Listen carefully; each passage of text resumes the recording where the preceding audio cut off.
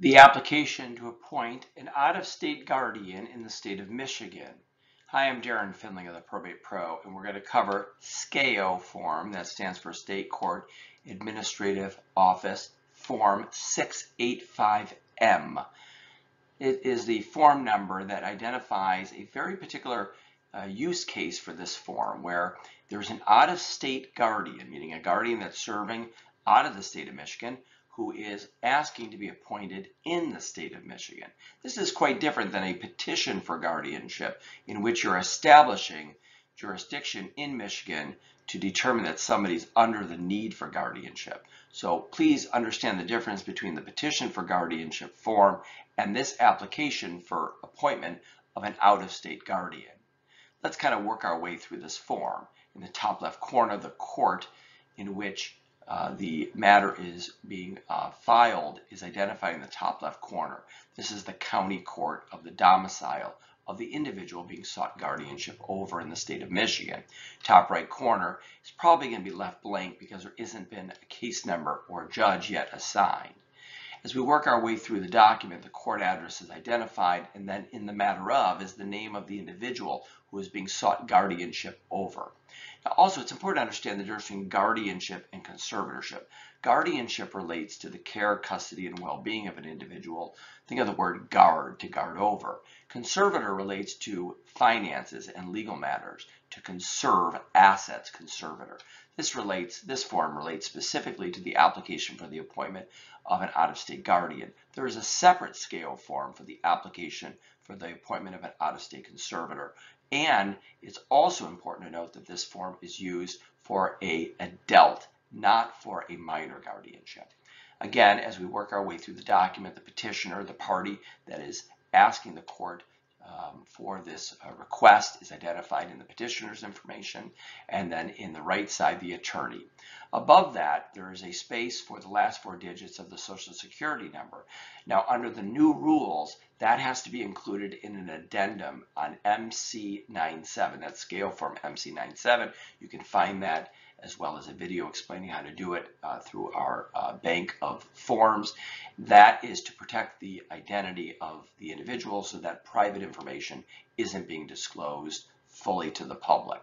It's important that if you file this document, you must file the MC97 form with it, or it'll be rejected.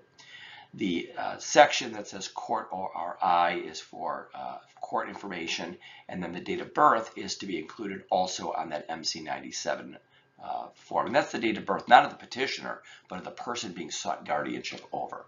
The race, the sex, and the address of where that person is located is identified there.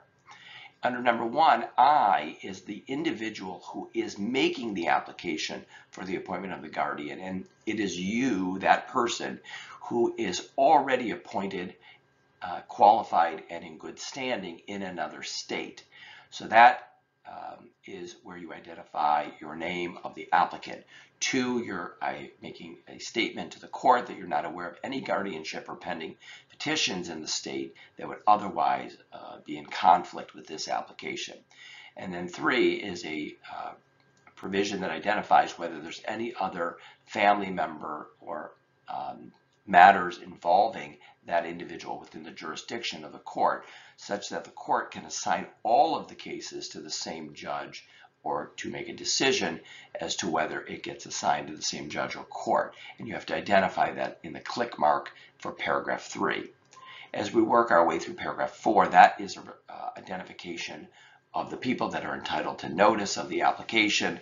There's a court rule, MCR 5.125, C subsection 23, that identifies all the people that are required to be provided notice under the court rule. So, for example, there's a click box for spouse, adult children, living parents, etc. And then you have to identify the names and addresses, because with this application, you have to give notice of the filing of the application and serve those people.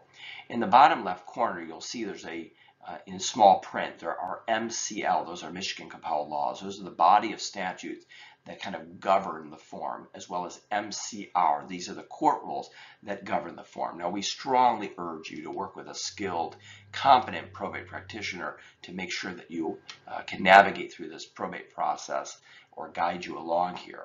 Let's work our way into the second page of the document. On the second page under number 4, it is a identification of those people that are interested parties, that none of them are under a legal incapacity. And if there is somebody, you're supposed to identify their name, their incapacity, and their legal representative. Number 5 is an identification if they're receiving VA benefits, pretty self-explanatory. And then 6 is an identification of where they are a resident of, the city, the county, the state, and that the individual is not or is a citizen of a foreign country. You have to identify that in the click box under number 6. In 7, it's an identification if there's a current power of attorney. Remember, a power of attorney is an estate planning document, which is different than a guardianship process and procedure through the court. Identify whether there's a patient advocacy. These are documents that give advocacy powers to an individual for health care, and whether there's a conservator in place. And if there is, you identify it in area 7. Area 8 is if the person is part of a facility or agency that has the care and custody, you'd identify it there.